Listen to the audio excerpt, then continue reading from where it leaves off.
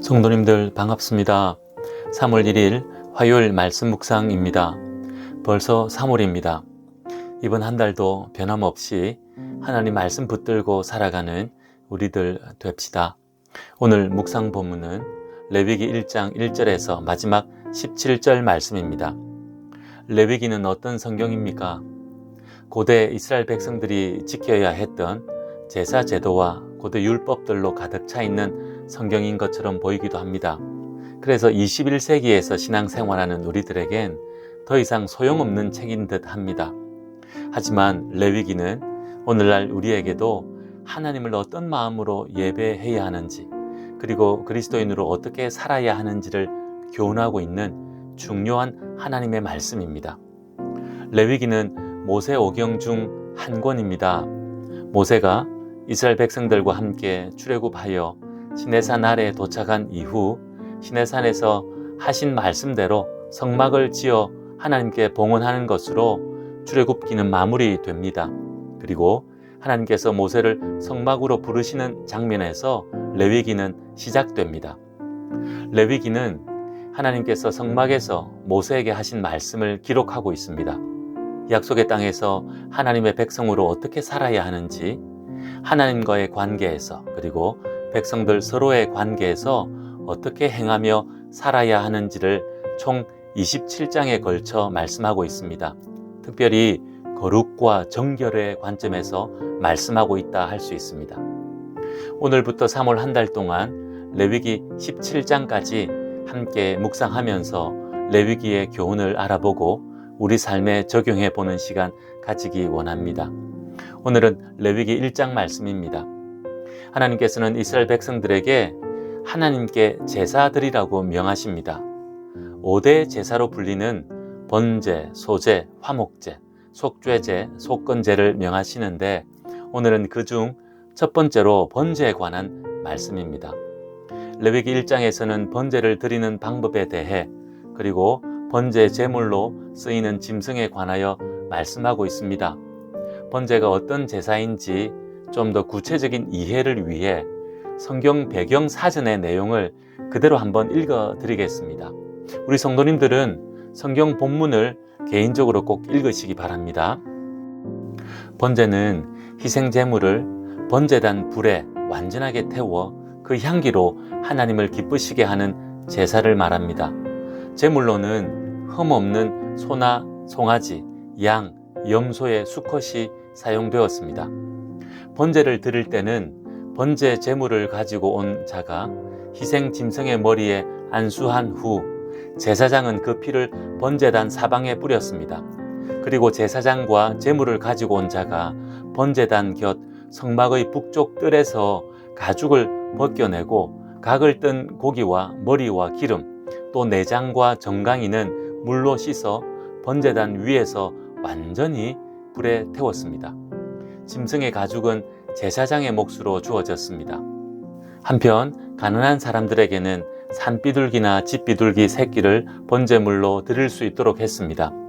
이때 제사장은 새의 머리를 비틀어 피는 제단 주변에 흘렸으며 날개 축지를 일부 찢어 몸통 전체를 번제단 불에 태웠습니다. 또 모이 주머니와 깃털 부위는 제단 동쪽 재 버리는 곳에 버렸습니다. 번제는 제물을 완전히 태우는 유일한 제사로서 여러 단계를 거쳐 시행되었고, 거기에 더하여 다른 제사가 병행되는 경우가 많았기 때문에 거의 하루 종일 진행되는 경우가 많았습니다. 그래서 번제는 종종 온전한 번제로 불리기도 합니다.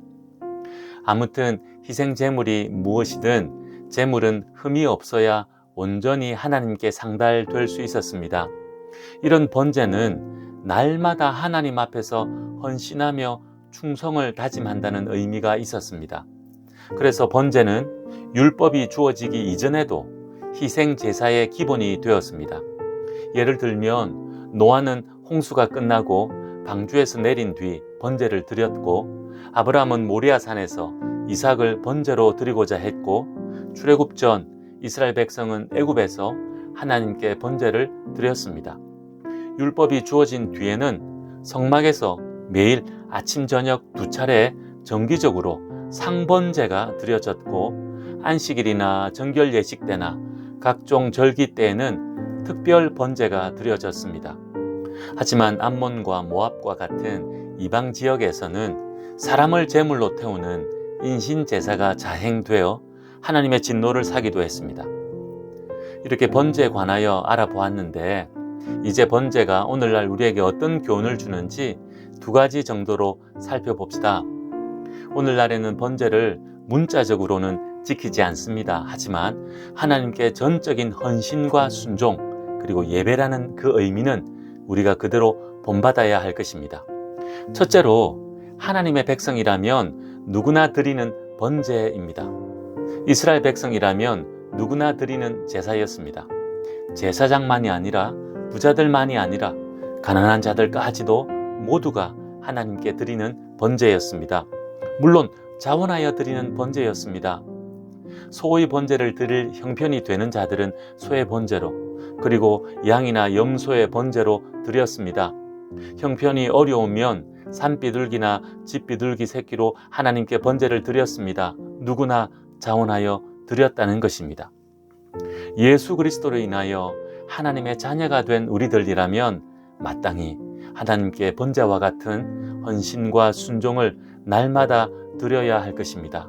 그리고 하나님께 헌신하며 순종하는 가장 아름다운 모습이 하나님을 예배하는 것입니다.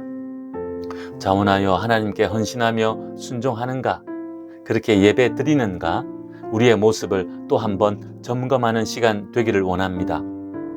둘째로 흠없는 것으로 드리는 번제입니다.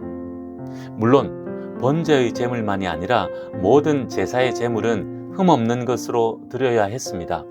병든 것, 눈먼 것, 저는 것 등 흠이 있으면 제물로 드릴 수 없었습니다. 온전한 것을 받으시는 하나님이시기 때문입니다. 오늘 본문 3절에서도 흠없는 제물을 하나님께서 기쁘시게 받으신다고 말씀하고 있습니다. 오늘 우리에게 적용해 본다면 가장 귀한 것으로 하나님께 헌신하고 순종하는가, 그리고 예배 드리는가입니다. 단순히 물질적인 것만을 의미하지 않습니다. 우리의 마음에서부터 삶의 모든 것에 이르기까지 나에게 있어 가장 귀한 것으로 하나님을 예배하고 하나님께 순종하는가 말입니다. 대충 마지못해, 그리고 가장 좋은 것이 아니라 쓰고 남은 것으로 하나님께 예배하고 헌신과 순종을 논한다면 하나님께서 기쁘게 받지 않으실 것입니다. 가장 귀한 것으로 하나님을 예배하는 우리들 됩시다. 가장 귀한 것으로 헌신과 순종을 감당하는 우리들 되기 원합니다.